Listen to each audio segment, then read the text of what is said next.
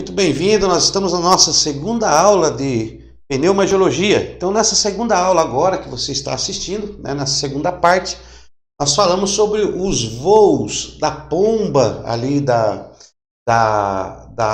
Arca de Noé, quando Noé solta aquela pomba, como símbolo dos voos realizados aí pelo Espírito Santo sobre a terra para poder trabalhar e cooperar com a criação de Deus. Então nós vemos aí no Tanakh o primeiro voo. Então o Espírito Santo ele atuava de forma esporádica, né? Ele vinha, operava e voltava. Então nós falamos de Gênesis 1, Gênesis 1, a partir do versículo 2, onde aparece o Espírito Santo em ação sobre as águas, cooperando com a criação. E aí nós fomos até Gênesis, capítulo 1, versículo 6, né? Não, Gênesis 6, 3. Aí nós fomos até Gênesis, capítulo 6, versículo 3. Ok? Até Gênesis 6, 3. Aonde o Espírito Santo não ia mais contender com o homem. Então Deus determina nesse período, tá? Esse período não contender, né? Contender, mas com o homem, porque ele é mortal e os seus dias seriam de 120 anos. Então aí vem o dilúvio, né? Então vem o dilúvio até Noé. Então de Gênesis capítulo 1, a partir do versículo 2 até Gênesis capítulo 6, versículo 3, nós vemos aí essa convivência do Espírito Santo ainda na criação de Deus. O Espírito Santo estava constantemente sobre a terra. Porém, quando chegamos no capítulo 6, versículo 3 de Gênesis, então o próprio Deus pede que o Espírito Santo retorne para o trono. E o Espírito Santo agora ele volta para o trono de Deus, onde ele habita nas rodas do trono, onde o Espírito Santo movimenta a deidade na eternidade, junto com a própria essência de Yahweh, né, de Yod-Heh-Vav-Heh. Então agora o Espírito Santo ele vem para a terra esporadicamente, não como morada, como permanência, mas ele vem, opera ou realizar a vontade de Deus e retorna. Então ele vem e volta, tá ok? Quando nós falamos do Antigo Testamento, Primeiro Testamento, Velho Testamento, muitos não gostam de falar Velho Testamento, nós falamos Antigo Testamento, mas também não é antigo, porque a palavra de Deus não é antiga. Então o correto seria nós falarmos na Tanakh, né? Que é a coletânea de livros dos judeus para o Testamento, o Primeiro Testamento aí, dado por Deus a Moisés e escrito pelos escritos e pelos profetas. Então nós temos aí a Tanakh. É bom sempre falarmos disso, tá? Para você guardar isso em mente. Você já aprendeu isso em bibliologia, mas nunca é sempre bom nós estarmos lembrando. Então temos aqui a Tanakh, Tanakh, okay? Que é a coletânea de livros que contém a lei, os profetas e os escritos, tá? Ela contém a lei, os profetas e os escritos. É assim que é subdividida a Bíblia dos judeus, ou os escritos dos judeus, ou, por que não dizer, em vez de falarmos Bíblia, a Tanakh, né? Então, quando falamos da Tanakh, estamos falando para o nosso português o Antigo Testamento, tá? O Novo Testamento, que já dá origem ali. Então, quando nós falamos da Tanakh, estamos falando de Gênesis até Malaquias. Então, como nós já estamos um pouco na nossa 12ª matéria, estamos falando aí sobre pneumagiologia, sobre o agir, né? O estudo do agir do Espírito Santo. Então, já é bom nós usarmos aí Tanakh. Então, quando falarmos a Tanakh, estaremos nos referindo aí ao Antigo Testamento, entre aspas, né? Ao Velho Testamento, também entre aspas. Então, na Tanakh, onde está a lei, os profetas e os escritos. Para nós, os 39 livros da Bíblia, de Gênesis a Malaquias, tá ok? Tanakh ela é escrita com 3 letras. 3 letras é usado do alfabeto hebraico. Ó, a letra Tav, a letra Tav, a letra Nun, né? A letra Nun e a letra Kaf. A Kaf, tá? Tanakh. Ó. Não, quem está fazendo aí a aula do hebraico conosco sabe que não existe vogais no alfabeto hebraico. Agora existem os nekudotes, que são pontuações que os maçoretas assimilaram ao alfabeto hebraico para facilitar a leitura. Então, temos aqui o nekudot, ó, as pontuações para A. Então, Tanakh. Então, temos aí a Tanakh. O que é Tanakh? No hebraico você vai entender mais, porque Tanakh usa a primeira letra Tav para Torá, que é a lei, ó. Primeira letra, que é da Torá, que começa com a letra Tav, ó. Essa aqui é a letra Tav. Tav, não vou escrever tudo aqui no hebraico para não ocupar muito tempo, mas a letra Tav é para a Torá, que aponta para a lei. A letra Nun é para os Nevi'im. Para os Nevi'im, que é a letra Nun, é a letra N. Letra Nun é a letra N. Então, a letra Nun, que é a inicial dos Nevi'im, que são os profetas. Então, temos aqui a lei e os profetas. Essa letra aqui é o Tav, essa letra aqui é a Nun. Nun. Parece um fechadinho assim. Então, Nun. E depois temos a letra Kaf. Né? Kaf. Kaf, ó. Letra Kaf, que é para os Ketuvim. Ketuvim. Essa letra aqui, ó. Kaf. Ela é assim, ó. Kaf. Essa é a letra Kaf. Só que a letra Kaf, ela também, existe a Kaf sulfite, que é quando ela é colocada no final da palavra. Então, a Kaf, no final da palavra, em vez dela fazer o C aqui do Kaf, ela estica a perninha para baixo, ok? É sulfite, Kaf sulfite. Então, a letra Kaf de Ketuvim, que é os escritos. Então, a Torá, a Tanakh é composta pela Torá, Nevi'im e Ketuvim.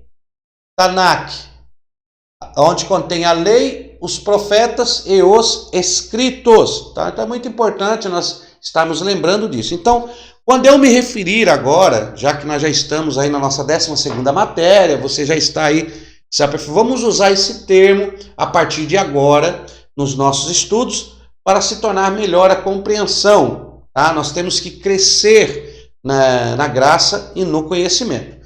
Então, vamos usar aí a Tanakh, ok? Então, na Tanakh, nós falamos de Gênesis 1, Bereshit. Na Tanakh, nós falamos de Gênesis 1, 2 até Gênesis 6, 3, onde o Espírito de Deus trabalhava assiduamente sobre a humanidade. Porém, a humanidade era mal, o mal estava trabalhando ao ponto de todos se desviarem. Vamos dizer, todos se desviaram, todos estavam afastados da comunhão. Então, em Gênesis 6:3, Deus retira o seu espírito, não permanecerá o meu espírito para sempre com o homem, porque a princípio o espírito de Deus era para coabitar com o homem para sempre. Porém, por causa do pecado, o homem agora que se tornou corruptível não podia ter essa manifestação do espírito de Deus para sempre com ele. Ele não conseguia. Então Deus retira e diz: os seus dias serão mortais, serão de 120 anos, onde nós falamos já na aula passada sobre esses 120 anos. Muito bem, aí vem o dilúvio, então temos aqui o dilúvio, o reset da humanidade, e aí se salva Noé e sua família. Aí temos então os voos da pomba na arca para o início de uma nova história. Então uma nova fase estava se iniciando. Então nós vamos falar sobre esse primeiro voo, dessa primeira fase que está na Tanakh, que é o operar do Espírito esporadicamente. Ele vem e volta, ele não fica para sempre com o homem, porque em Gênesis 6:3 Deus tinha determinado pela sua palavra que o seu Espírito não conviveria para sempre com o homem. Então temos essa atuação na Tanakh, ó. O Espírito Santo vem e volta. Ele vem, opera o que tem que operar e volta. Ele não convive com a humanidade. Ele não convive, ele não faz morada no homem. Ele não encontra morada no homem. Assim como aquela pomba solta por Noé, sobrevoou sobre as águas e não encontrava lugar para pousar e retornava, representando a primeira atuação do Espírito Santo sobre essa nova fase da humanidade. Ok? Então nós temos aí, então nós vamos falar sobre isso na Tanakh. Tá? Vamos lá. Então nós temos aqui do Gênesis. Ó, Gênesis. Então vamos lá.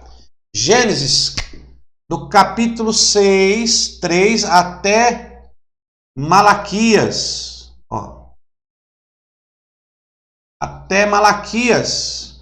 Nós temos aqui então esse período, tá? Este período que é o Espírito Santo numa atuação esporádica. Ok? Então temos aqui de Gênesis 6, 3 até o profeta Malaquias, a atuação do Espírito esporádico. Na Tanakh encontramos então essa atuação, aonde o Espírito de Deus estava concentrado em pessoas para poder realizar a vontade de Deus, do Eterno, do Yahweh, Yod-Heh, do Eu Sou que Sou, né? De Yahweh. Então temos aí essa atuação. Então vamos falar sobre isso. E aí nós temos no contexto histórico, Noé e sua família saem da arca e agora o Espírito de Deus está atuando em algumas vidas para guiá-las. Como não dizer que temos aí a primeira aliança, de Deus com um homem para formar uma nação? Como não dizer que o Espírito de Deus estava guiando, cuidando, zelando por esta aliança em Gênesis capítulo 12, ó, Gênesis 12.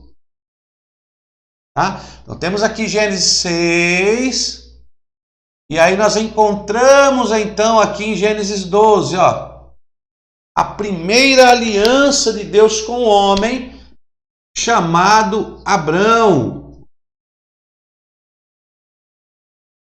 Abrão. Então temos aí a primeira aliançada com este homem por nome de Abrão. É muito interessante, deixa eu pegar aqui para você, para passar isso aí para você. E nós temos aí o Abrão, né? Abrão, que significa pai exaltado. Pai exaltado. E Deus faz uma aliança com Abrão. No original hebraico, como que nós escrevemos Abrão? Como é que se lê Abrão? Olha, se lê Avram. Avram. Então se escreve assim, ó. Nós temos aqui Abrão, ó. Temos aqui o Aleph, né? É o Aleph. Aí temos o Vet, o Resh, ó. O Vet, o Resh, Avram. Avram. E aí temos aqui no final o Mensufit, Avram. Avram.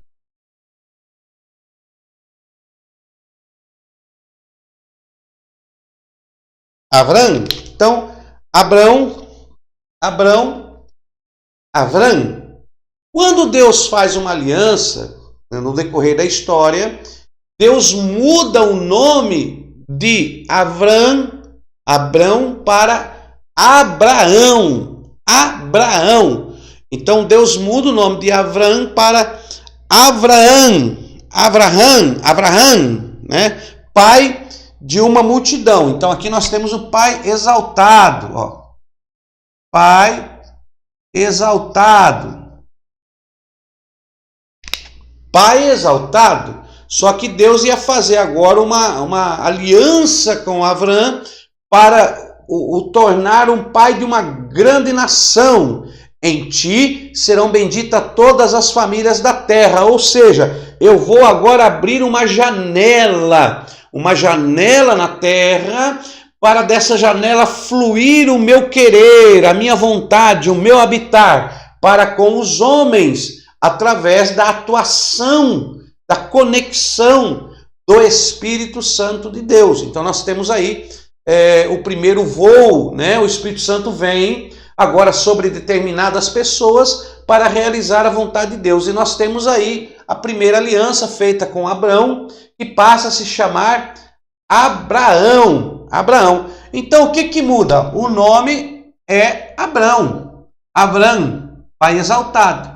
E ele agora vai mudar o nome. Olha o que Deus faz no nome. Temos aqui o Alef, A, o Vet, Uresh, né? Uresh, Avrá e aqui o Mensufit. Mensufit. Vamos esquecer aqui do meio. Então esse aqui é o nome, Avram. Deus ele acrescenta apenas uma letra. Deus aumenta uma letra no nome de Avram. Ele adiciona Uresh, ó. Ele adiciona o Re. Esse Re. Olha aí. Esse Re. Uma pontuação para A, tá? Mas aí não precisa nem da pontuação, né? Mas vamos pôr a pontuação aí. Ó. Então fica, como que fica? Não era Avram? Ó, era Avram. Aí fica Avrá, ó, Avrá, é isso aqui. O Aleph, o Vet, o A, o V, aqui o Resh, que é para R, com a pontuação para A, Avrá. Só que aumentou aqui, então fica assim, ó. Vamos colocar aqui o M. Ó, Avram. Só que ele coloca o Re. Então fica aqui o Re com pontuação para A. Então ele aumenta isso aqui, ó. Então Deus aumenta de Abrão para Abraão. Ele adiciona na língua portuguesa um A, né? Abraão. Que significa, Abraão, já significa pai de multidão. Ó. Pai de multidão. Porque Deus acrescenta no nome de Abrão, ele acrescenta a letra Re do alfabeto hebraico. Ó, a letra Re. Essa é a letra Re. Essa letra Re está contida todas as vezes que aparece o nome Senhor na Bíblia. Todas as vezes que aparece o nome Senhor, aparece a letra Re. Porque tem a letra Re também no hieroglifo. Ela representa o desenho, ela representa uma janela. A letra Re também, ó, é uma janela. Uma janela que olha para uma outra dimensão. Então Deus, através de Abraão, estava abrindo uma janela no mundo espiritual para uma nova dimensão, uma aliança eterna com Abraão. Abraão, o pai de uma multidão, eu abro na sua vida agora esta janela, aonde fluirá a vontade de Deus, e em ti, através desta janela que eu coloco na sua vida, esta janela que vai dar aí acesso a uma outra dimensão, através de ti serão benditas todas as famílias da terra. Eu abro esta janela, eu adiciono na sua vida, Abraão, essa conexão, e através de ti agora eu vou mudar, transformar, convergir toda a humanidade a mim. Olha, glória a Deus.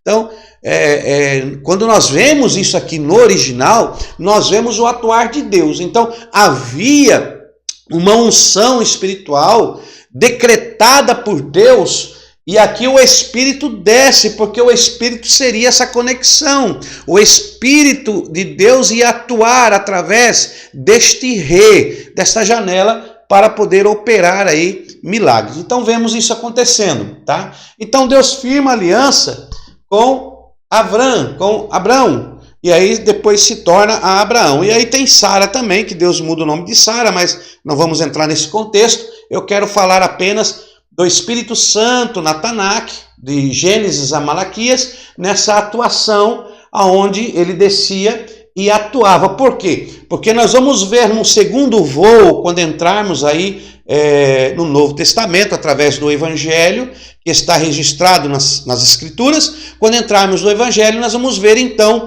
essa atuação, esse voo que no ramo da oliveira, que é o segundo voo da pomba, com o ramo de oliveira. Então nós vamos ver esse voo sobre Cristo, e Cristo agora detém todo o poder, toda a ação concentrada do Espírito de Deus sobre a sua vida, e por isso ele operava coisas grandiosas. Mas vamos deixar isso para a próxima aula. Então olha aí, então vamos voltar aqui na Tanakh, onde estamos falando acerca do mover do Espírito nesta aliança aqui. E aí, tudo bem? Então vamos lá.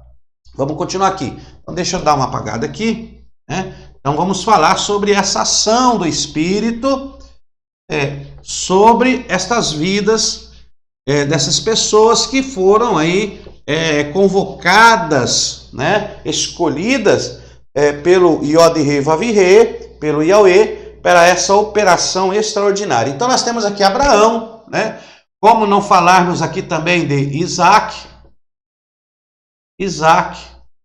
Jacó, Jacó também. Então Deus, através dos seus escolhidos, Deus agora começa a manter esta janela, essa conexão. O Espírito Santo vem, ele opera sobre essas vidas, ele conduz, ele ensina, ele abre os caminhos, ele faz prosperar, tudo através da unção do Espírito de Deus, que estava em cooperação novamente, mas agora não fixo. Ele vinha, operava e retornava. Quando o homem estava para fazer algo que distanciava de Deus, ele vinha, operava e voltava. Então ele vinha, cooperava e retornava. Apenas alguns tinham essa concentração. E aí nós temos aqui Jacó. De Jacó sai Israel, né, a nação Israel, e aqui ele tem um filho, e esse filho é José, né?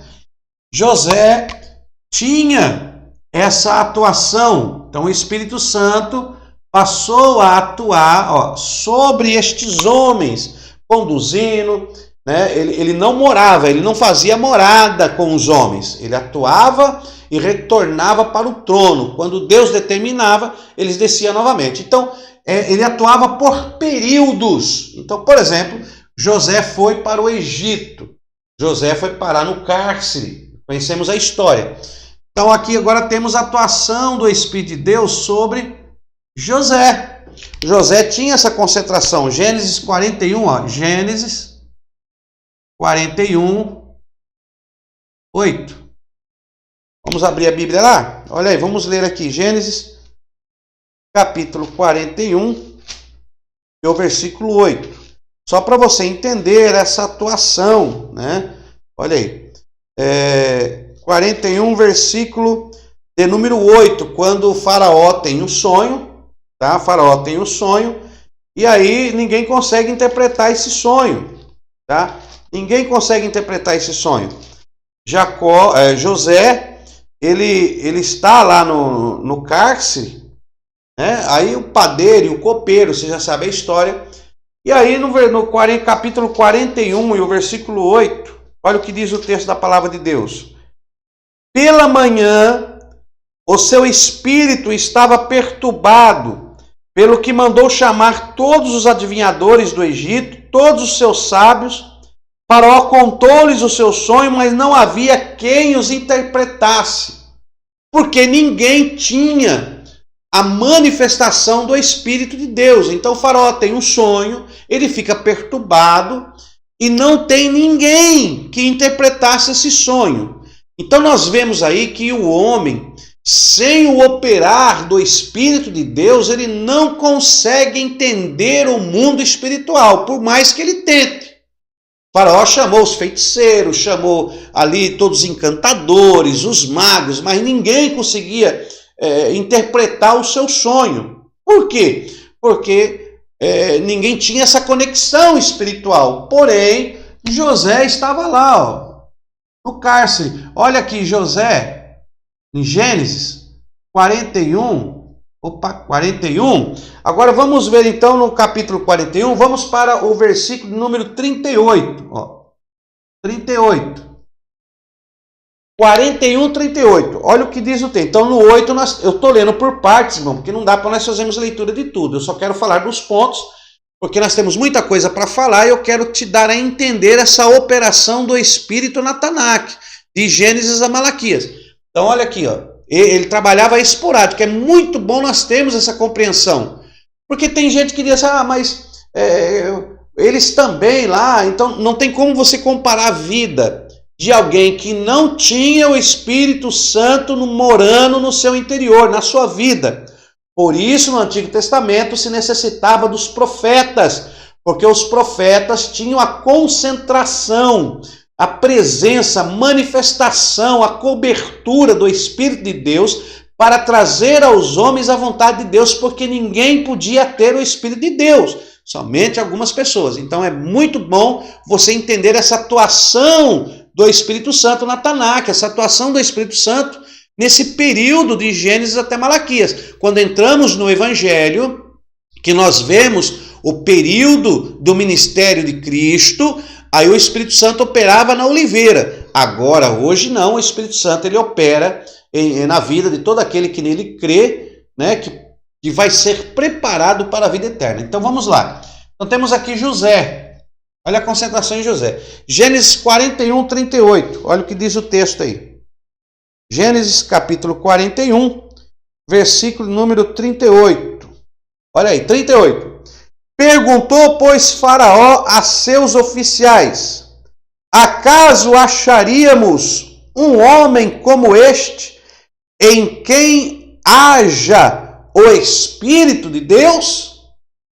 Porque Jacó é trazido, Jacó revela, e ele fala: por acaso nós acharíamos alguém como este, em que haja nele o Espírito de Deus?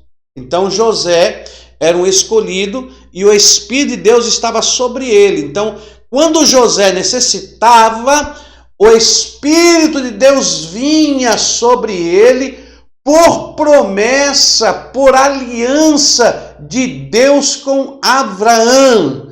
Então Abraão, ele recebeu de Deus o rei, a janela, a abertura para a dimensão espiritual, a conexão, o caminho estava na descendência de Abraão, e agora José, o primogênito de Abraão com Raquel, ele tinha essa conexão. Então Deus tinha essa conexão.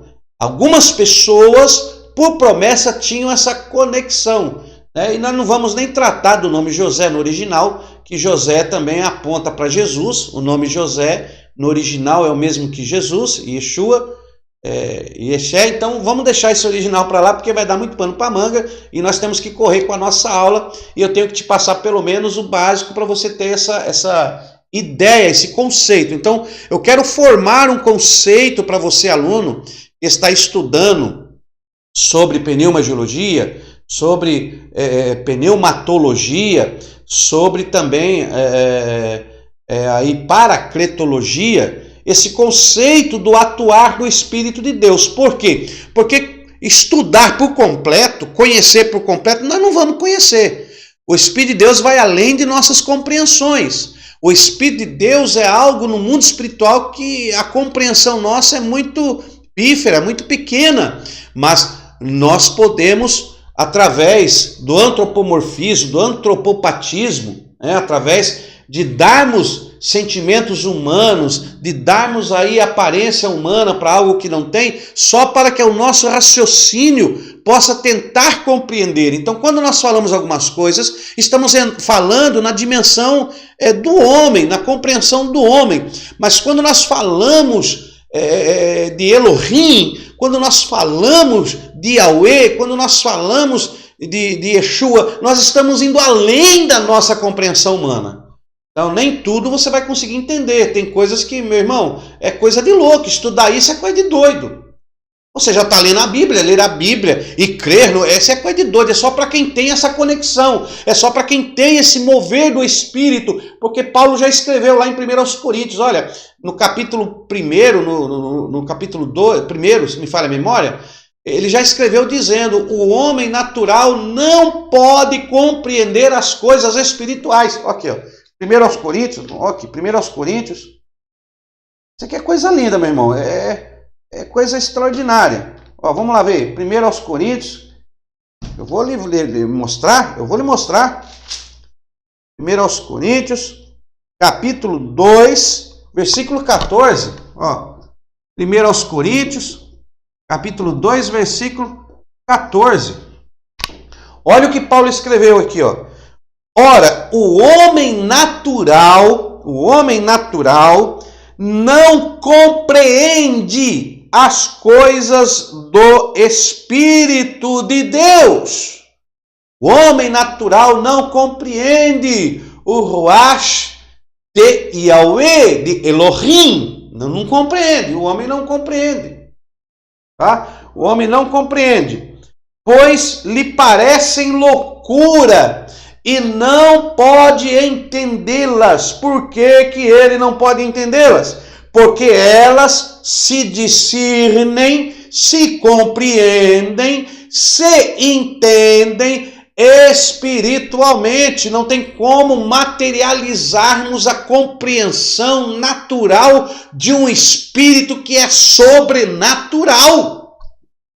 E tem pessoas que querem entender. Então, nós estamos apenas tentando aqui, através deste curso básico em teologia, desta matéria acadêmica de pneumagiologia, de paracletologia, de pneumatologia, ou como você queira chamar, desse mover do Espírito de Deus, que é Deus, não é força ativa. Pelo amor de Deus, não é uma força ativa. É um Espírito de Deus, é uma pessoa, é Deus se manifestando a teu favor. Ah, mas são 3 deuses, são 2 deuses. Meu irmão, é Deus. Esquece esse negócio de 3, 2, direita, esquerda, primeiro, segundo, terceiro. Eu nem gosto de usar essa expressão. Primeira pessoa da Trindade, segunda pessoa da Trindade, terceira. Não é primeira, segunda nem terceira pessoa, porque não tem grau de autoridade um maior que o outro. O Espírito Santo é Deus. É Deus. Espírito Santo é Elohim. Então acabou. Elohim, meu irmão, é Deus. Então o Espírito Santo é Deus agindo. E Jesus é Deus agindo. E Yahweh é Deus agindo. É Deus agindo. Agora, cada um tem a sua personalidade. E os 3 na mesma essência. Tenta compreender isso? Você vai ficar doido. Vai bater cabeça na parede, meu irmão. Vai bater cabeça na parede. Aí vai ficar discutindo com A, discutindo com B, discutindo com C. Aceite a esse poder glorioso de Deus sobre a sua vida. Não tente entender o que é inentendível. Não tente compreender o que é incompreensível. Não tente entrar no mundo espiritual, naquilo que é ascendente ao natural. Tentar compreender algo que está além da sua compreensão. Quando nós nos encontrarmos com Yahweh, aí nós vamos entender. Então tente assimile. O Espírito Santo é Deus. Então o Espírito Santo estava sobre essas vidas esporadicamente para cooperar, através dessa janela que foi colocada na descendência de Abraão, essa janela na descendência de Abraão, para alcançar a todas as famílias da terra. Esse era o propósito original. Acabou esse propósito? Não. Tem o voo do Espírito, o voo da pomba, com o ramo da oliveira. Mas aí vamos ver aqui. Então temos aqui José. Como não falar dele? Né? Temos também, aqui agora entra em cena, uma pessoa que tinha uma concentração poderosa do Espírito. Porque José se torna governador, do Egito, e por causa de José, o povo de Deus, né, os seus 11 irmãos, o seu pai Jacó, que é transformado em Israel, eles vão morar no Egito. E você já sabe que eles se tornam, acabam depois da morte de Jacó, depois da morte de José, depois da morte de Faraó, que era amigo de José, assume então um novo faraó, um outro faraó, assume e ele escraviza todo Israel. E Israel fica escravo por mais de 430 anos. Por mais de 430 anos. Veja que nós estamos falando do Espírito atuando esporadicamente. Vem, opera e volta. Cadê o atuar do Espírito Santo nesses 430 anos? Cadê o atuar do Espírito Santo nesses 430 anos para libertar o povo? 430 anos o povo escravo e parecia que o Espírito não estava atuando. Mas de repente, por causa do clamor da nação, do clamor do povo, por causa da promessa, por causa do rei adicionado ao nome de Avrão, por causa desta janela do mundo espiritual, esta janela que olha para o sobrenatural, agora Deus volta a abrir esta janela, e ao abrir esta janela e Deus, através do poder do Espírito, se pronunciar, o que acontece? Nasce o homem. Nasce um homem. Vamos falar dele aqui. Quem é este homem? Moisés. Nasce este homem Moisés, 40 anos, criado no Egito, cheio do conhecimento, sabedoria pelo rei. E a Bíblia diz que esta janela da descendência se abre na vida de Moshe. Não vão nem escrever no original, porque se nós for analisar Moshe no original, é coisa tremenda. Mas faça o curso de hebraico, meu irmão. Nos procure, faça o curso de hebraico. Então, Moisés tinha a concentração do Espírito sobre ele. A atuação do Espírito de Deus sobre Moisés. Não em Moisés, sobre Moisés. Agora, mais um voo. Vem o Espírito, aquele voo esporádico. Depois de 430 anos, vem o voo. Esse mover do Espírito é coisa extraordinária. Abra sua Bíblia em Êxodo. Êxodo 31. Deixa eu mostrar isso aqui. Êxodo capítulo 31. Abra sua Bíblia aí. Êxodo capítulo 31. Disse mais o Senhor a Moisés: Vê, eu chamei por nome a Bezalel, ou Bezalael. Alguns falam Bezalael ou Bezalel. Eu vou usar o que está na minha Bíblia, o texto que para mim está mais fácil até de escrever. Bezalel, Deus, vamos colocar aqui, Deus,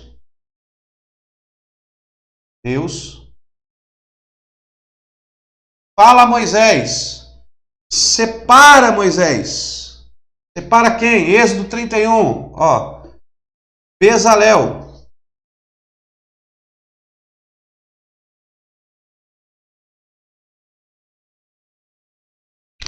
separa Bezalel. Quem é Bezalel? Mas quem é Bezalel, Senhor? Versículo 2. Êxodo 31, versículo 2. Separa Bezalel, filho de Uri, filho de Ur, da tribo de Judá. Filho de Uri, filho de Ur, da tribo de Judá. Ó, filho,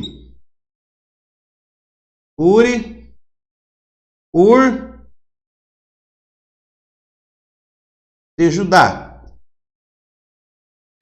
Havia uma conexão, uma janela gloriosa na descendência de Judá, né? Havia uma conexão, por quê?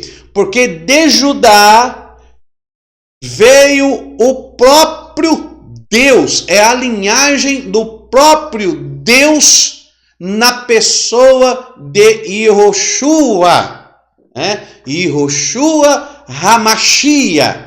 Então, o próprio Yeshua era o leão da tribo de Judá. Então, essa tribo de Judá tinha uma conexão, tinha uma janela aberta sobre esta nação, aonde ia fluir o próprio Eterno para receber o voo da pomba sobre o ramo da oliveira. Ou seja, a oliveira verdadeira estava para vir desta tribo, desta janela, ia atravessar, passar pelo mundo espiritual e chegar ao mundo físico, tomando a forma de homem. Oh, glória a Deus! Então, é muito interessante. Ele puxa da linhagem. Deus diz para Moisés pegar desta linhagem Bezalel. Eu não quero entrar em contexto judaico agora. Bezalel. O que Deus ia fazer com Bezalel? Ora, em Êxodo 25, versículo 8. Versículo 8, Deus diz assim, ó: me fareis tabernáculo. Me fareis um tabernáculo para que eu habite no meio do meu povo. E Deus dá a planta para Moisés de como que seria esse tabernáculo para que Yahweh pudesse habitar com o seu povo, né? O Senhor, Yahweh, Yod-He, Vav-He, aquele tetagrama. Então, para que o tetagrama desça no seu povo. Então, na Tanakh encontramos em Êxodo esta passagem, tá? Capítulo 25, versículo 8. O que acontece? Me fareis um tabernáculo, mas para se criar, para inventar, para fazer os utensílios do projeto de Deus que estava no coração de Deus, Deus pede para Moisés chamar Bezalel. Olha, Moisés não tinha a concentração do Espírito de Deus sobre ele, não era escolhido.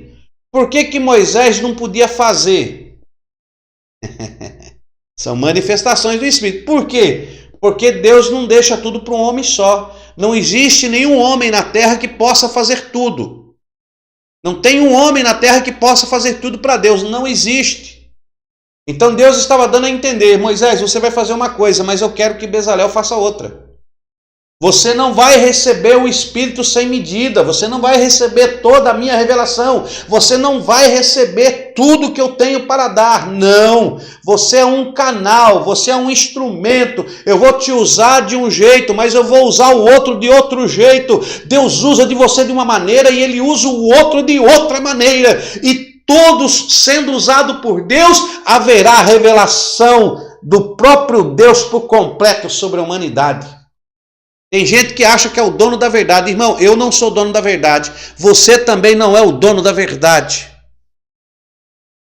Deus vai se revelando através dos tempos, através dos seus escolhidos. Há uma revelação aqui, há outra revelação ali. Deus vai dando outra revelação acolá e Deus vai entregando, porque através destas revelações, do mover do Espírito, você poderá ter apenas uma pequena gota de conhecimento daquilo que está no reino dos céus, que vai chegar até a sua vida. Receba esta palavra hoje no seu coração aí, você que está me assistindo, aluno do básico em teologia. Nós estamos no básico, eu estou apenas massageando o seu conhecimento, abrindo essa conexão, eu estou abrindo esta janela. Olha que coisa gloriosa, você não está me vendo fisicamente, mas através deste aparelho, dessa transmissão, desta gravação, você consegue me enxergar aí. Isso é algo espetacular. Esta é uma janela que o homem criou. Agora imagine a janela da conexão do mundo espiritual. Deus está nos altos céus e está te vendo, e há uma conexão, e se Ele quiser, Ele estende a mão e te alcança aí, meu querido. Esse é o poder do Espírito. Que razão que vai entender isso? Agora me fale, que razão que vai entender isso? Aí o homem natural quer entender isso aqui, não entende, vai ficar doidinho. E se nós queremos entender também por completo, nós vamos ficar doidos da cabeça, vamos ficar meio lelé. Então não fique lelé não, Seja um explorador, aprende, guarde, assimile, compreenda, se adeque e deixe o Espírito Santo te guiar cada vez mais. Nós estamos falando acerca da unção do Espírito. Então olha lá, me separa Bezalel. Bezalel, filho de Uri, de Ur, de Judá. Eu não tenho tempo de dar esse estudo para você, mas tudo aqui tem um significado, tá? São as três características. Três características, 1, 2, 3, que o escolhido e o chamado de Deus tem que ter para que essa janela, essa conexão do mundo espiritual se abra sobre a sua vida. Mas eu não vou falar disso agora, isso aí vai ficar para uma próxima aula, tá bom? Na próxima aula nós falamos sobre isso aqui. Então, Bezalel. O que Deus ia fazer com Bezalel? Então, temos aqui Moisés, onde há uma concentração poderosa do Espírito de Deus, mas ele chama Bezalel. Olha aí o versículo de número 4. Olha aí. Capítulo 31, versículo 3. Nós lemos o 2. Versículo 3. Eu enchi do Espírito de Deus. O encheu do Espírito de Deus, ó. Deus o encheu. O Espírito desceu de Deus, ó. Veio de Deus, ó. De Deus. O Espírito veio de Deus, mandou Moisés separar Bezalel, Moisés separa Bezalel, aí Deus o enche, ó, Deus o enche, opa, vamos encher o camarada, Deus o enche, olha aí, do Espírito de Deus, de habilidade, inteligência e conhecimento, habilidade, inteligência e conhecimento. Então Deus derrama sobre Bezalel uma habilidade, uma inteligência, um conhecimento diferente da habilidade, da inteligência, do conhecimento que estava em Moisés. Diferente. Às vezes você está me assistindo, eu estou lhe trazendo esse ensino da palavra, estou abrindo a janela do conhecimento na sua vida, mas você vai ter outros mestres, outros doutores, outros teólogos que vão lhe trazer outras revelações. Não menospreze eles, mas também não menospreze esse pequenino. Por quê? Porque cada um tem uma revelação, tem um agir diferenciado, dado pelo Espírito, por Deus, na vida daquele que Deus quer usar. E você não é papagaio para copiar ninguém.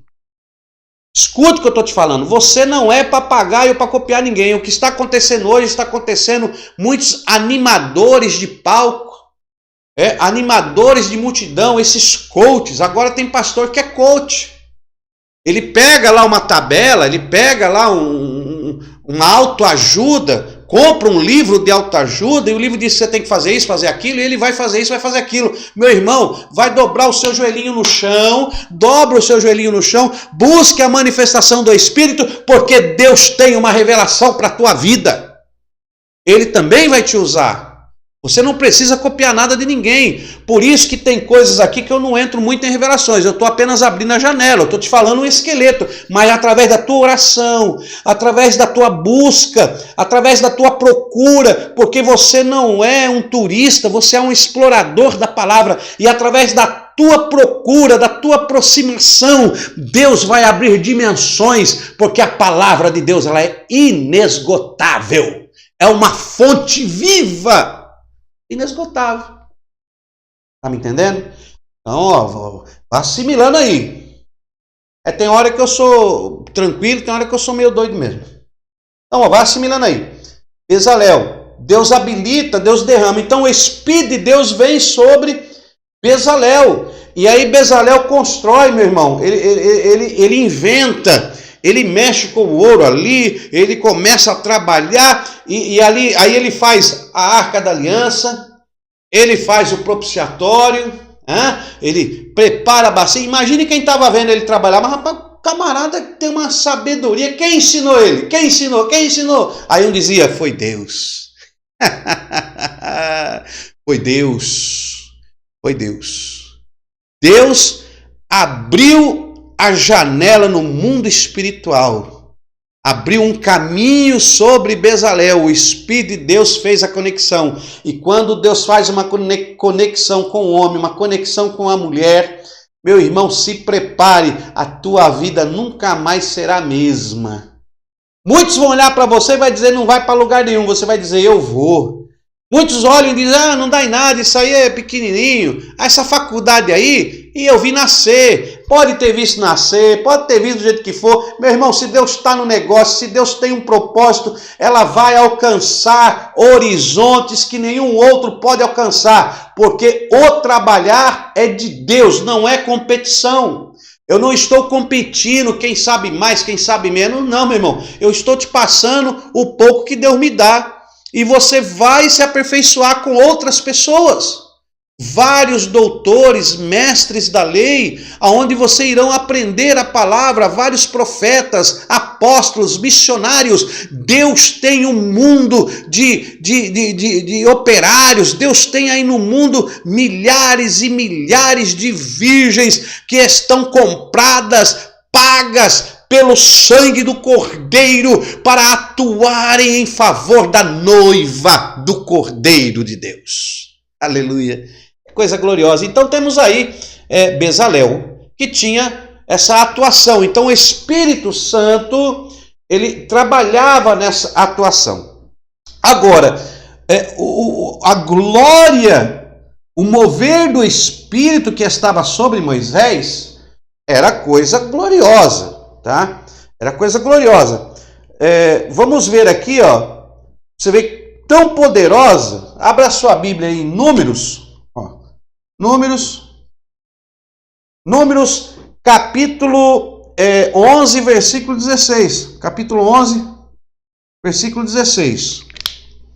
Números, vamos ver aqui, Números, capítulo 11, versículo 16. Olha aí. Olha essa concentração. Eu estou te falando na Tanakh.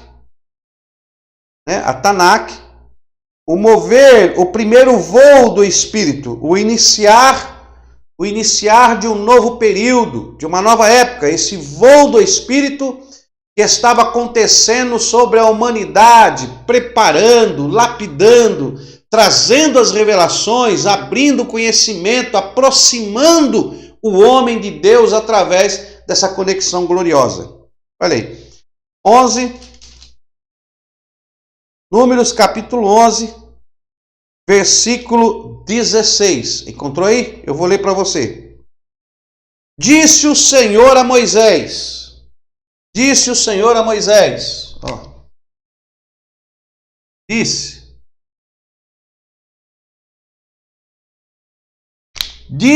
Yahweh a Moshe.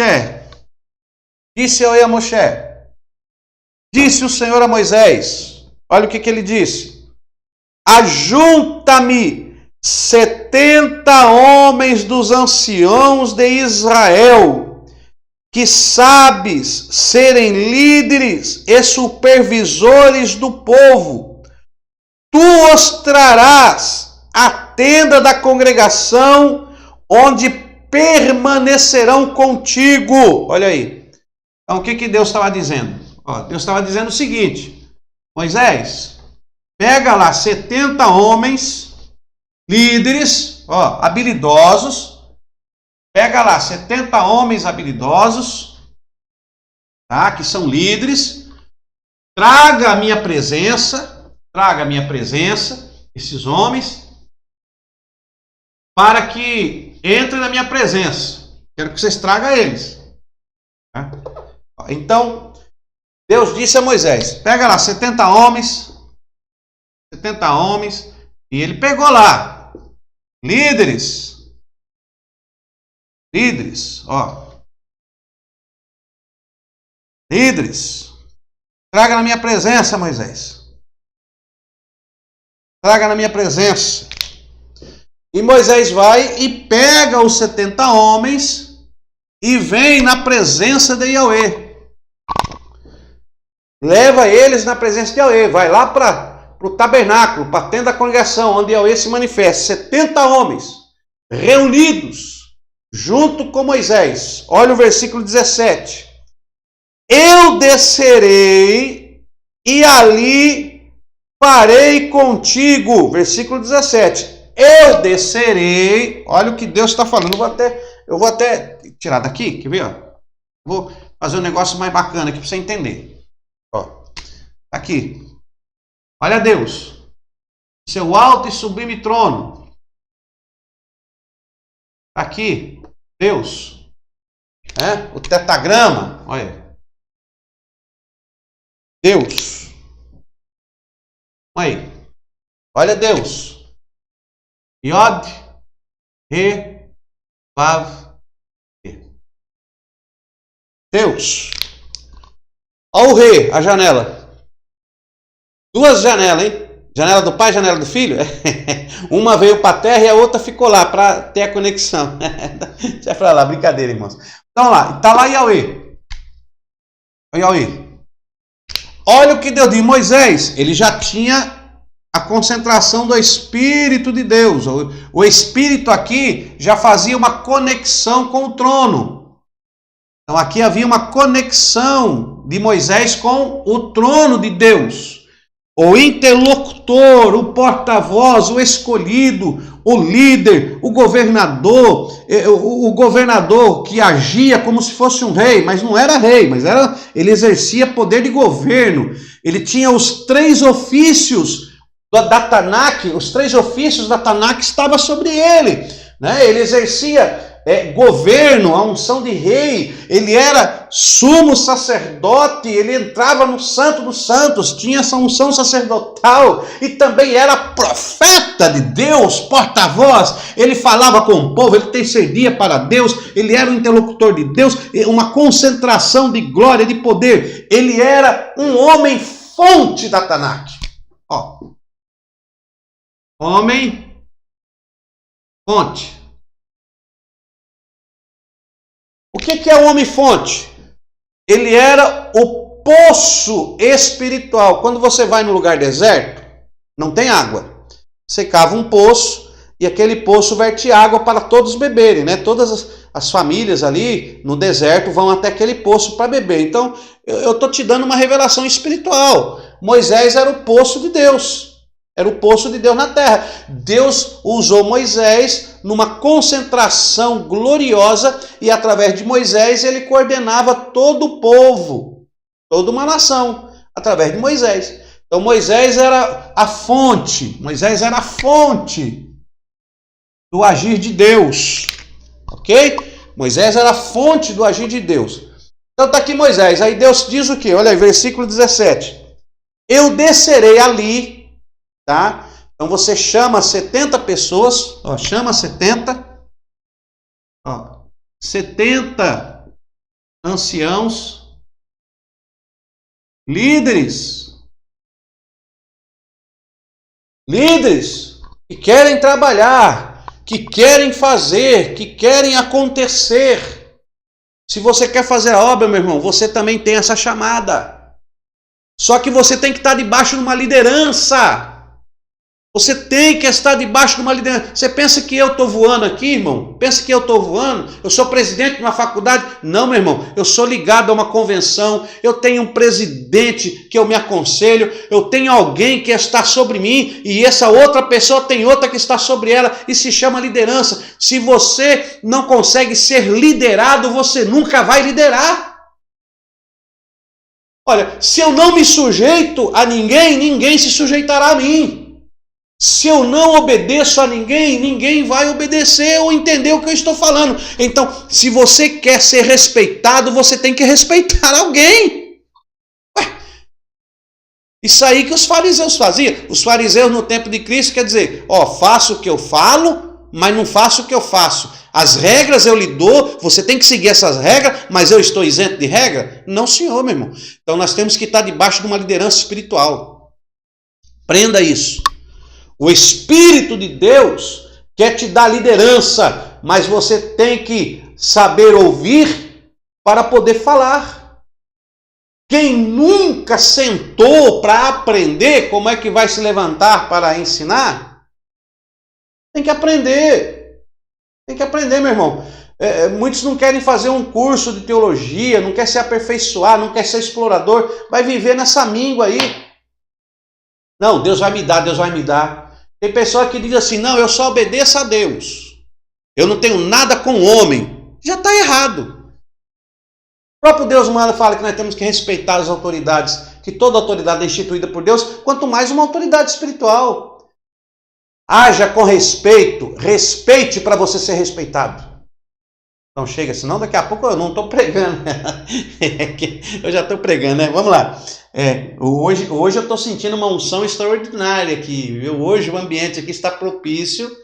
E digo mais, se você estiver sensível ao Espírito de Deus neste momento, ao assistir essa videoaula, comece a sentir, porque o Espírito de Deus que está operando aqui através desta aula, mesmo sendo gravada, sendo ao vivo, não sendo ao vivo, ela te alcança, porque Deus não está preso ao tempo terreno. Deus não está preso ao cromos da terra. Deus ele é atemporal. Então não importa se essa aula é gravada, se você está assistindo depois de 4, 5 dias, 20 dias, 1 ano, 2 anos, 10 anos. A palavra de Deus ela é viva, eficaz, ela transcende o tempo e ela te alcança no período certo, na hora certa, no momento certo, e ela está te alcançando aí agora. Glória a Deus. Então temos aqui Moisés, tá? Um homem fonte da Tanakh. Um homem fonte da Tanakh que recebeu uma concentração gloriosa da presença de Deus. Aí Deus diz, olha, me juntam 70 anciões, líderes, tragam a minha presença porque eu vou descer. Moisés, eu vou descer, Moisés. Eu vou descer. Olha aí, a primeira vez você vê Deus falando aqui, ó. A primeira vez não, né? Que Deus já tinha descido. Mas você vê Deus falando novamente, eu vou descer. Eu vou chegar aí. Eu vou me colocar no meio de vocês, Moisés. Olha aí. Versículo número 17. Eu descerei ali e farei contigo. Olha o que eu vou fazer. Ele diz assim, tirarei do Espírito que está sobre ti e porei sobre eles. Olha, irmão, Deus não podia mandar o Espírito pousar sobre eles, como ele fez com Bezalel? Deus não podia encher eles, como fez com Bezalel? Podia. Deus não encheu Bezalel? Deus falou para Moisés, Moisés, me traga Bezalel. Ó, Bezalel. Me traga Bezalel. E Deus encheu ele. Ok? Por que Deus não podia encher? Podia, só que Deus estava dizendo o seguinte, olha, vocês vão estar debaixo de uma autoridade espiritual chamada Moisés, que eu escolhi, que eu estabeleci, e a minha unção está sobre ele. Ele é a janela que eu abri, o caminho para que vocês recebam a presença. E ele fala, eu vou descer e tirarei, olha o que Deus está fazendo, tirarei o Espírito que está sobre você. Olha que coisa gloriosa, e colocarei sobre eles, ó, saindo de Moisés, ó, sobre eles, ó, sobre cada um, ó, E todos eles, ó, foram cheios, ó, cheio do Espírito, todos eles, abundantemente, gloriosamente, misteriosamente. A unção que estava sobre Moisés foi repartido entre 70, meu irmão, 70. E você pensa que secou a fonte não secou não, foi sobre os 70 e a fonte ainda está jorrando. Oh glória, a concentração, o Espírito de Deus, aqui irmãos, Moisés era o canal. Olha que coisa linda. Eu descerei e ali falarei contigo, tirarei do Espírito que está sobre ti e porei sobre eles, eles te ajudarão a levar o fardo do povo para que tu não os leve sozinho. Eles te ajudarão, ó. Eu darei para eles, Moisés, tirarei de você, para que eles te ajudem. Olha aí. Eles receberão de ti para que eles possam servir a ti. A lei da reciprocidade. Deus está dizendo, eu vou tirar de você para que ele saiba que ele só tem por tua causa. Porque se Deus desse para eles, talvez ele pensasse, Deus me deu. Não tenho mais que depender de Moisés. Deus me deu. Deus estava dando a entender, irmãos, que para governar uma nação, para que haja um governo, para que haja um ministério abençoado, tem que haver essa reciprocidade. Tem que ser recíproco. O seu líder vai trazer as bênçãos espirituais para a sua vida, porque Deus o escolheu para ser líder, e você receberá dele, obedecendo a ele, você também será um líder, e isso vai se espalhar, e serão todos um só corpo, que é chamado corpo de Cristo. E Cristo é a cabeça. Deu para entender? Então, isso aqui é coisa espetacular. Então temos aqui um homem fonte da Tanakh, Moisés. E olha o que Moisés realizou, né? Então temos aí Moisés, que a concentração do Espírito de Deus era tão poderosa em Moisés, que de Moisés distribuiu para 70 líderes, né, que o ajudaram na administração desta nação. Então você precisa estar junto com uma liderança, uma cobertura espiritual, para que isso também flua na sua vida, ok? Também não só Moisés, mas nós temos também aí Elias, né? Depois temos Elias, que tinha uma concentração sobrenatural.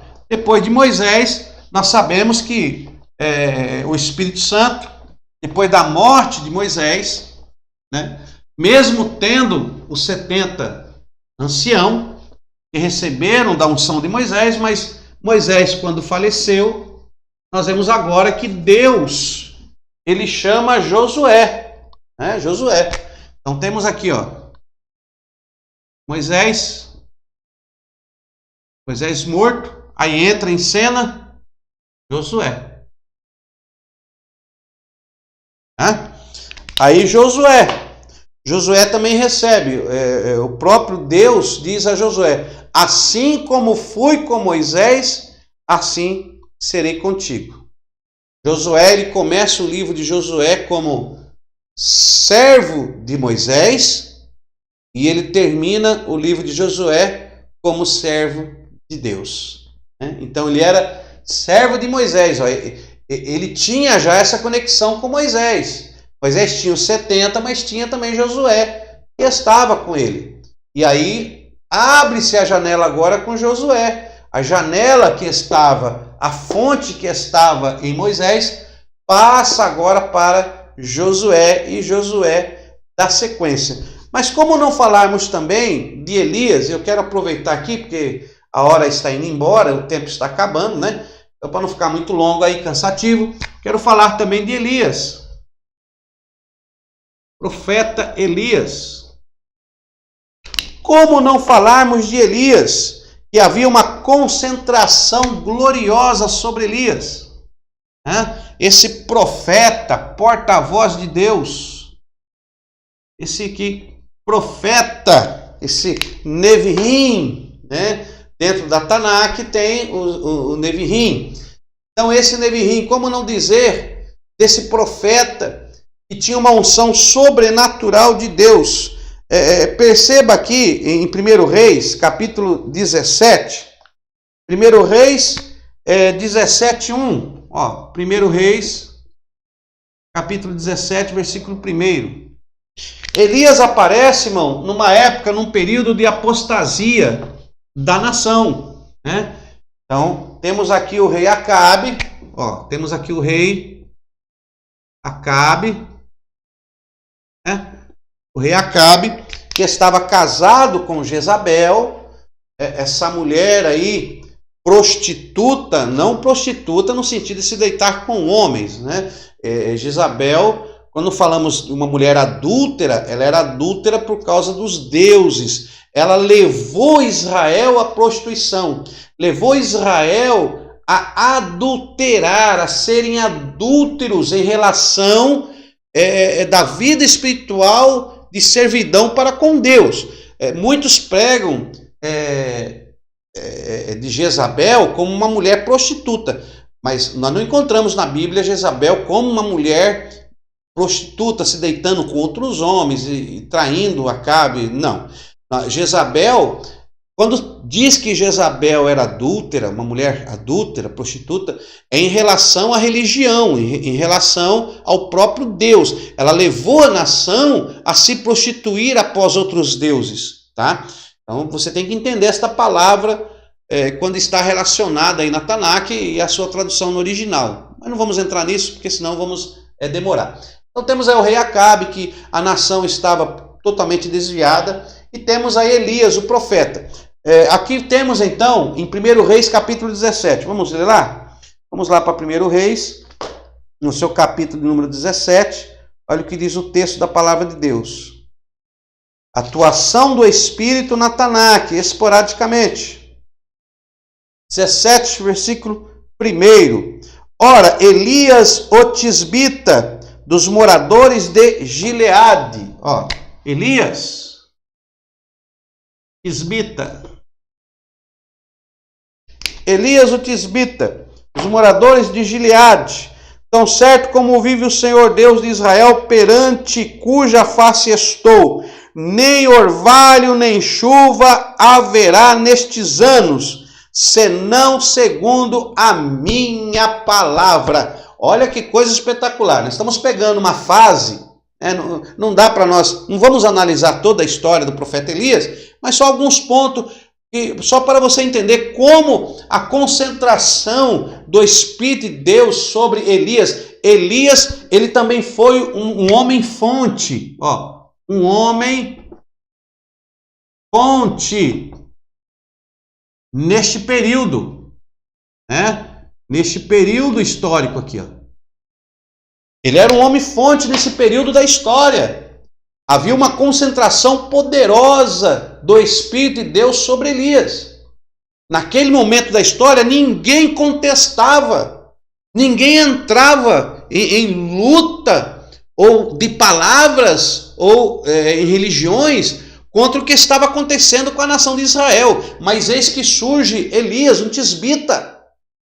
E ele tinha tanta concentração, ele tinha tanta autoridade, que ele chega para Acabe e diz: olha, segundo a minha palavra não vai chover, não vai cair chuva. Para voltar a chover, eu tenho que mandar. Se eu não mandar chover, não chove. Olha que autoridade. Tá vendo aí, rei? Tá vendo? Tá chovendo? Não, tá seco. Pois não vai voltar a chover, segundo a minha palavra, não volta. Só volta a chover se eu mandar. Olha a astúcia, olha a autoridade, a audácia deste homem que está como um homem fonte naquele período histórico dos acontecimentos, como um homem que está cheio da concentração do Espírito de Deus. Isso porque o Espírito atuava sobre. Agora imagine, meu irmão, se o Espírito está dentro dele. Imagine se o Espírito está dentro, o que esse homem não faria? E às vezes nós temos medo. E às vezes você tem medo. Meu irmão, não tenha medo não, o Espírito de Deus está contigo. O Espírito de Deus está na tua vida, ele está no seu ser, ele está impregnado no teu espírito, ele está como morada, como habitação, ele está em você, meu irmão. Você não está sozinho. Eu não sei se eu consigo. Não, irmão, decreta, você consegue sim. Se Deus está com você, irmão, quem será contra você? Vamos ter aí dificuldades, lutas, vamos passar por algumas enroscadas materiais, até eu passo por isso, você pensa que não. Todos nós, mas tem um porém, Deus está na nossa vida, Deus está conosco, há uma concentração, há uma fonte. O próprio Cristo falou para a mulher samaritana: se você soubesse quem é o que te diz dar-me de beber, tu lhe pediria e ele te daria água viva, que jorraria do seu ventre, para a vida eterna, uma fonte dentro de você, através da palavra, do verbo, através da glória, do poder, da manifestação, da habitação, da morada do Espírito de Deus.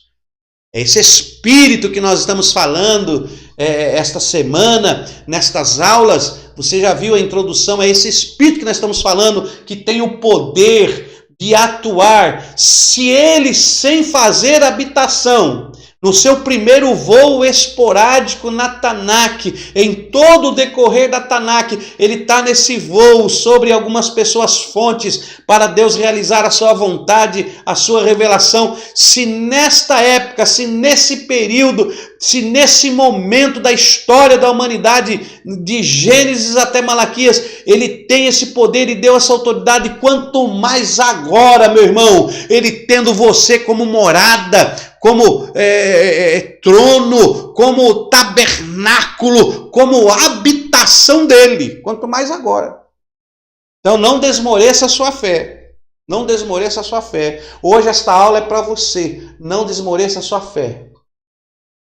A atuação do Espírito de Deus, a atuação do próprio Deus te alcança nessa oportunidade.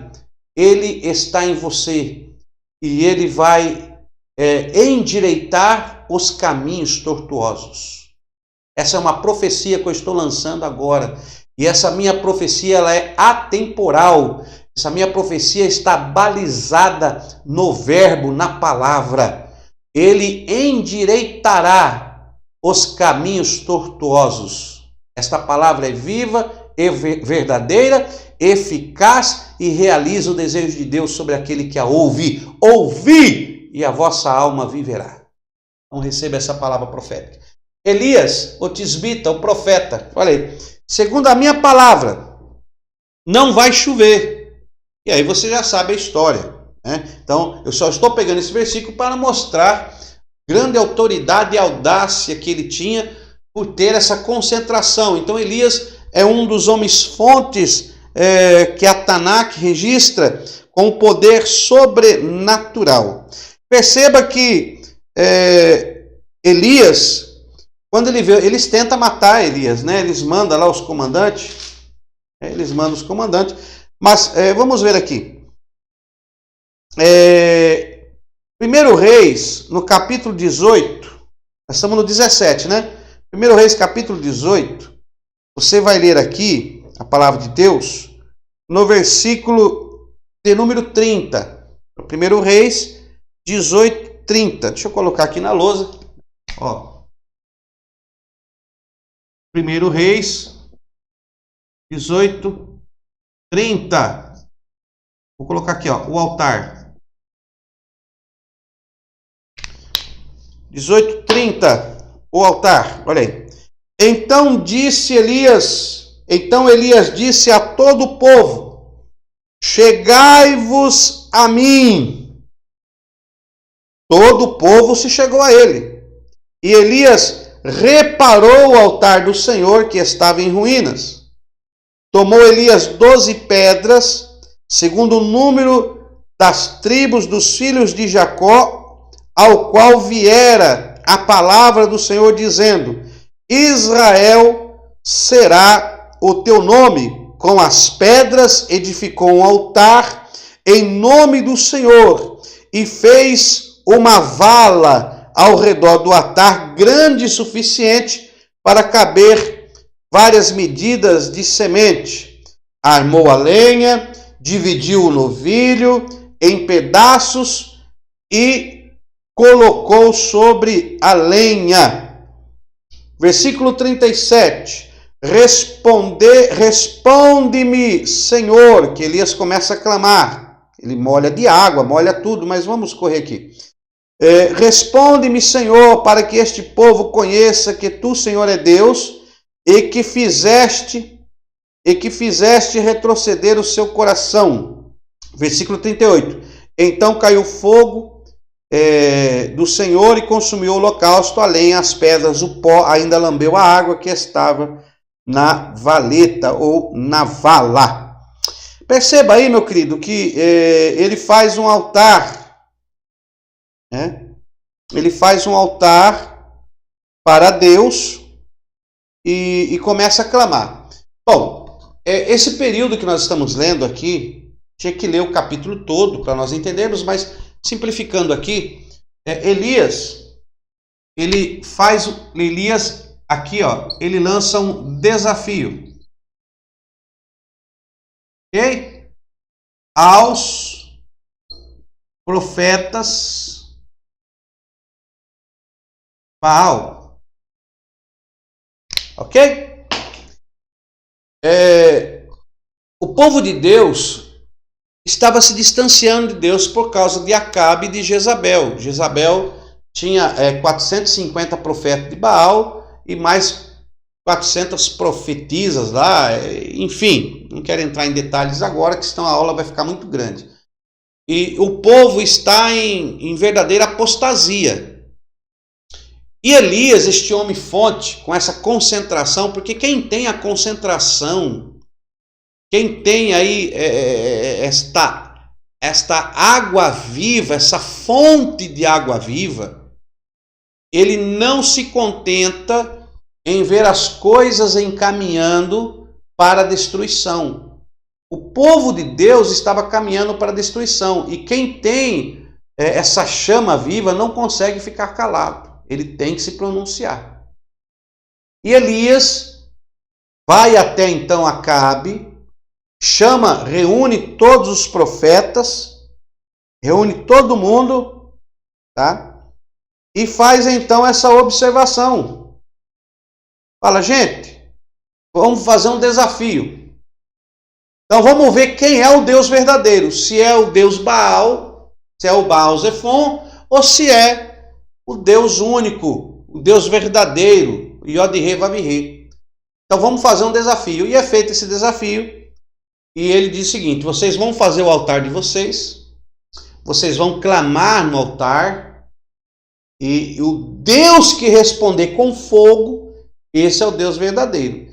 E aí então entra em cena, tá? Todos os profetas, tá aqui no capítulo de número 18, tá bom? Todos os profetas, tá aqui, capítulo número 18, ó, versículo 21. E Elias chegou a todo o povo e disse: até quando vacilareis entre dois pensamentos? Se o Senhor, ó Deus, seguir, mas se Baal seguiu, mas o povo não lhe respondeu nada. Então Elias disse ao povo: só eu fiquei dos profetas do Senhor, mas os profetas de Baal são 450 homens. 450 homens profetas de Baal. E aí ele fala dos novilhos, tal.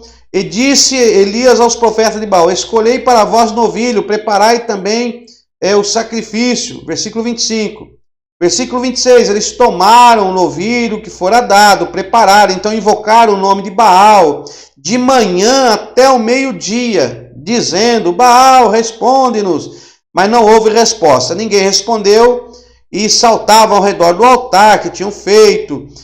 Quando chegou ao meio-dia, versículo 27, ao meio-dia Elias começou a zombar deles, dizendo: clamar em alta voz, pois ele é Deus, talvez esteja pensando, ou comendo alguma coisa, ou estava dormindo, e aí ele começa a brincar com eles, né?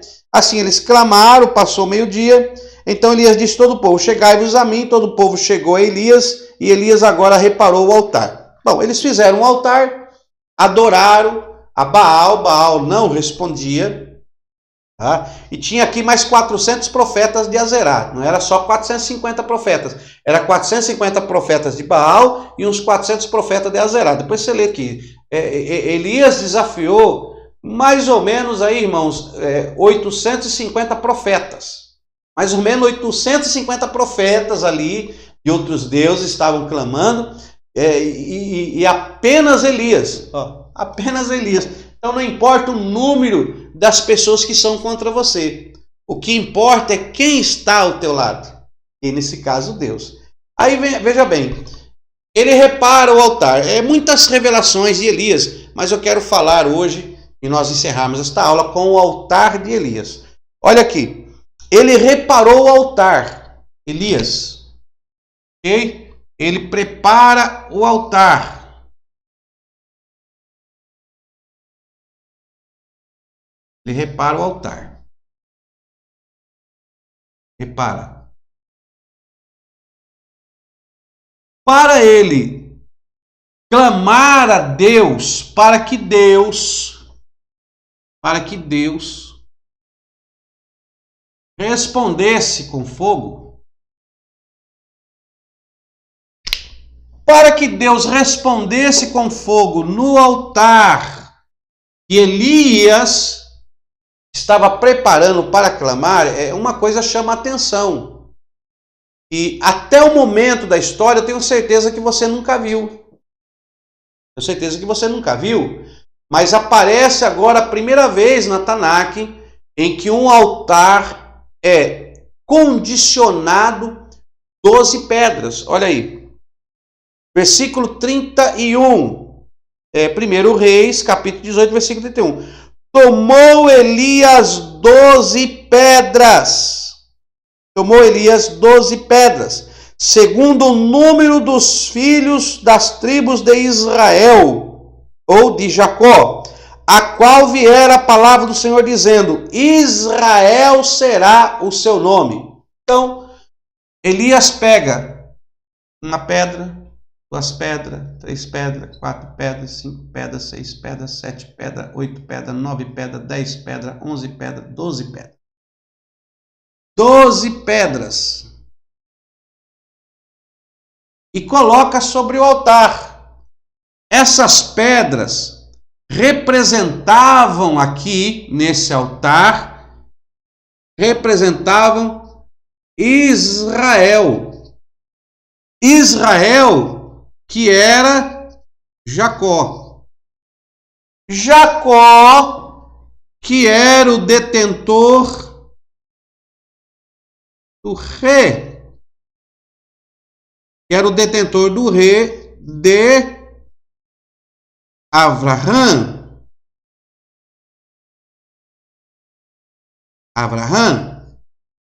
Ou seja, de Abraão. Então, quando Elias coloca as 12 pedras, ele está dizendo, Deus, no teu altar, eu estou representando. Isso aqui era uma representação, tá? Vamos dizer assim, lembrança das 12 pedras que eram as 12 tribos, os 12 filhos de Jacó. Olha da promessa, eu quero que o Senhor responda com fogo sobre a promessa, sobre esta conexão, esta janela espiritual que foi aberta através deste homem, fonte da primeira aliança, da aliança com o Senhor, Abraão. Mande fogo, pois é a tua promessa que está posta em xeque. Olha aí. É a tua promessa que está posta em xeque. E ele coloca as 12 pedras. Coloca as 12 pedras. E o que é que Deus faz quando ele clama? Deus então manda... Deus manda fogo. Manda fogo. Coloca o novilho aqui, lógico, né? Prepara aqui o animal. E Deus manda fogo. Responde. Deus está dizendo para Elias: Eu respondo, porque eu responsabilizo pela minha palavra. Eu respondo, porque você agora entrou numa dimensão espiritual. Você agora fez menção da minha promessa. Você agora se lembrou da promessa que eu fiz. Eu sou fiel à minha palavra e eu respondo para que todos saibam que eu zelo pela minha palavra. Mas para que haja isso, teve que haver as 12 pedras. 12 pedras. Eu vou só dar aqui, ó, o que acontece, irmãos. Você, ó, é você. Ok? Tua alma, coração e aqui a mente. O Espírito Santo está aqui. A presença de Deus está em você. A concentração do Espírito Santo está em você. Essas 12 pedras, se eu fosse fazer agora aqui uma reflexão bíblica, trazendo para você hoje, nós não interpretamos a Tanakh literal para nós hoje, mas trazemos a Tanakh para a nossa vida espiritual, porque Deus está falando conosco através da sua palavra, através dos Ketuvim, dos escritos. Deus está falando conosco. Então eu trago essa dimensão, eu trago essa revelação para a minha vida. Então essas 12 pedras são 12 características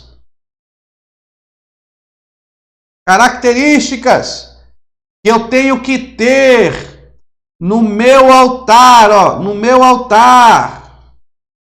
para que o Espírito Santo opere, para que desça o fogo e seja consumido o meu altar, para que o Espírito Santo aqueça o seu coração e responda com fogo na tua vida, para que a sua alma receba o bem de Deus. Tem que haver essas 12 características no teu altar.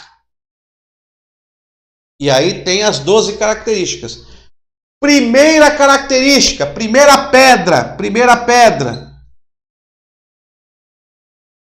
Que tem que ter no seu altar, no seu coração. Primeira pedra. Obediência. Ó. Primeira característica que você tem que ter na sua vida, meu irmão, obediência. Como é que você quer que o fogo de Deus caia na tua vida se você não colocou, não preparou o seu altar com a obediência? Como que você quer ser um dos homens fontes do agir do Espírito se você não tem obediência? Primeiro ponto, obediência. Obediência. Eu vou colocar aqui, irmão, não vai dar tempo, tá? Mas depois nós entramos nisso aqui. Então, eu vou colocar aqui, ó. Então, primeiro, obediência. Segundo, então nós temos aqui, você tem que ter, ó, obediência, santidade, fidelidade, ó. Santidade. Terceiro, fidelidade. Quarto, quinto, sexto. Vamos colocar aqui.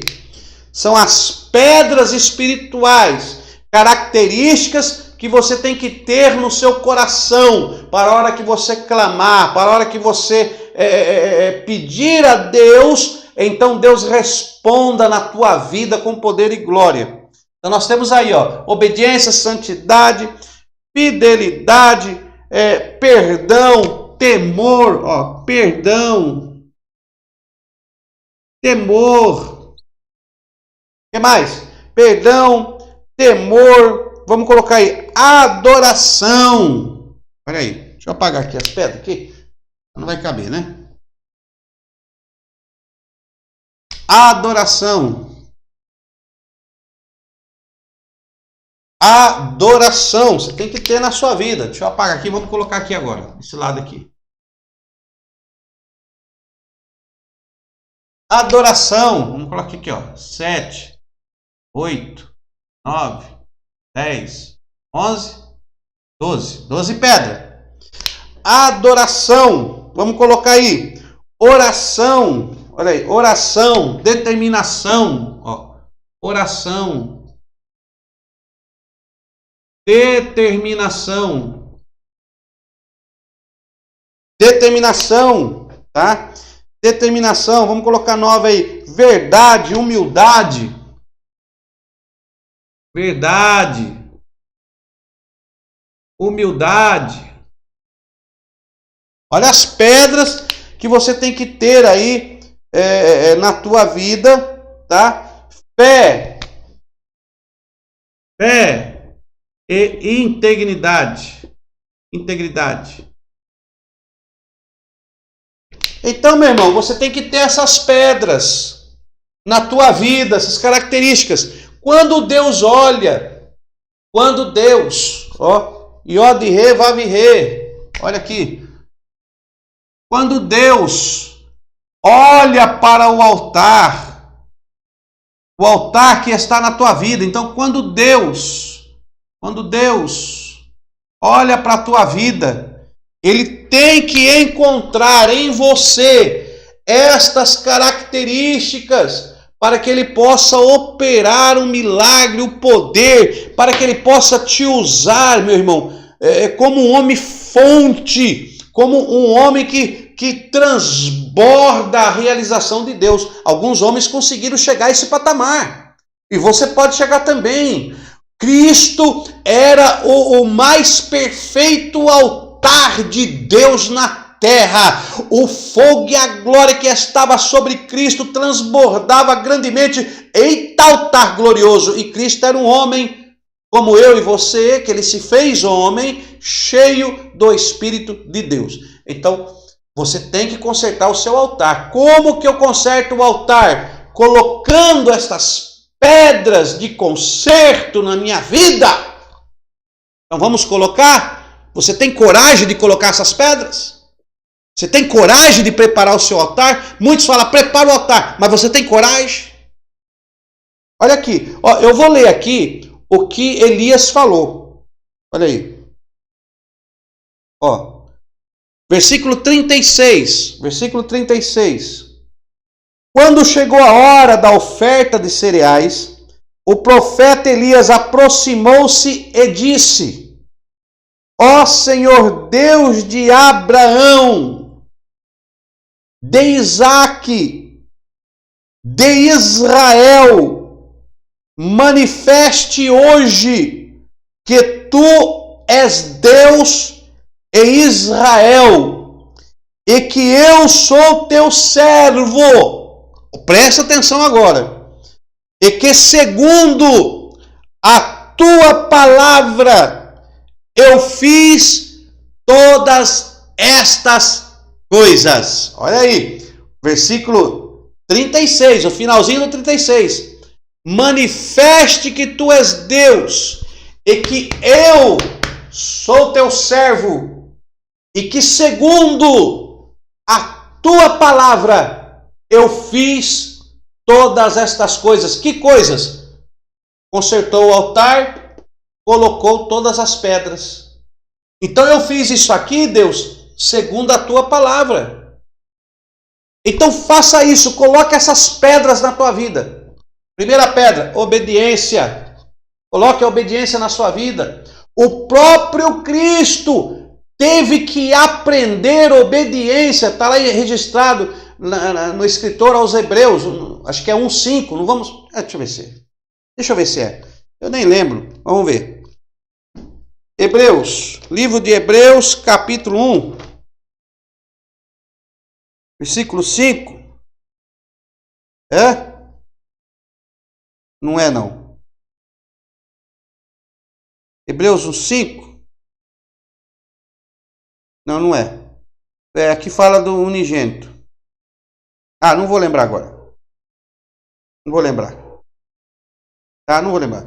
Mas depois, na próxima aula, eu te falo isso aí. O próprio Jesus Cristo aprendeu a obedecer. Sendo Deus, aprendeu a obedecer. Pode procurar que você vai achar isso na Bíblia. Aprendeu a obedecer o próprio Cristo. E nós não queremos obedecer? Então você tem que pôr a primeira pedra que você tem que pôr no altar de Deus, no seu coração. Primeira pedra que tem que estar aqui no seu coração para que o Espírito Santo se manifeste é obediência. Segunda pedra, santidade. Olha, essa pedra aqui é grande. Essa terceira pedra, irmão, ela é um paralelepípedo. Não é todo mundo que carrega, não. Qual pedra? Fidelidade. Será que nós somos fiéis a Deus?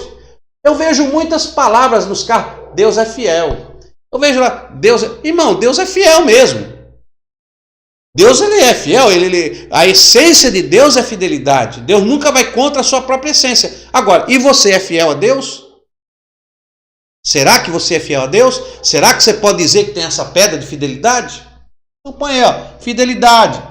Perdão, meu Deus. Será que quando você ora, quando você está clamando a Deus como Elias clamou, será que Deus, ao olhar a sua oferta, ele pode encontrar perdão nela? Meu Deus, hein?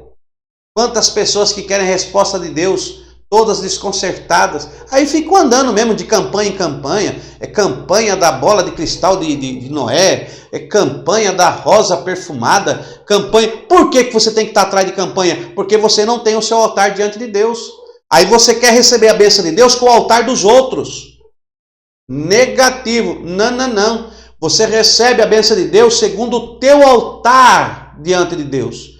Então prepare esse altar, coloque essas pedras. Eu estou trazendo aqui uma revelação espiritual. Essas 12 pedras, características que Deus quer encontrar em você, que está na tua palavra. Faça um estudo sobre isso, seja um explorador. Você vai descobrir as revelações de Deus. Perdão, temor, adoração, oração, determinação, verdade, humildade, fé, integridade. Não vai dar para mim falar de tudo isso. E para mim falar de tudo isso aqui, para eu te dar esse estudo sobre as pedras do altar de Elias, nós precisamos de umas 2 ou 3 aulas, né? Eu já ensinei isso em doutrina na igreja e nós levarmos aí quase um mês de doutrina, né? Quase 6 cultos, 6 aulas para falar cada aula de pelo menos 2 pedras, 2 características que Deus quer ver no teu altar para poder responder com fogo do céu. Agora eu quero te dizer uma coisa, se você preparar o altar, se você preparar a sua vida do jeito que Deus quer, que todas essas características são extraídas da palavra de Deus, de princípios da palavra de Deus. Obediência é um princípio da palavra de Deus. Santidade é um princípio da palavra de Deus. Eu não estou falando de uso e costume, eu não estou falando de roupa, eu estou falando de santidade. De santidade, de ter pudor. É isso que eu estou falando. Tá? Então, isso aqui são princípios da palavra de Deus. Esses princípios têm que estar na sua vida. Meu irmão, vamos ficar por aqui, não vai dar tempo. Deus te abençoe. Não perca a nossa próxima aula no nome do Senhor Jesus. Fiquem na paz e até a próxima aula.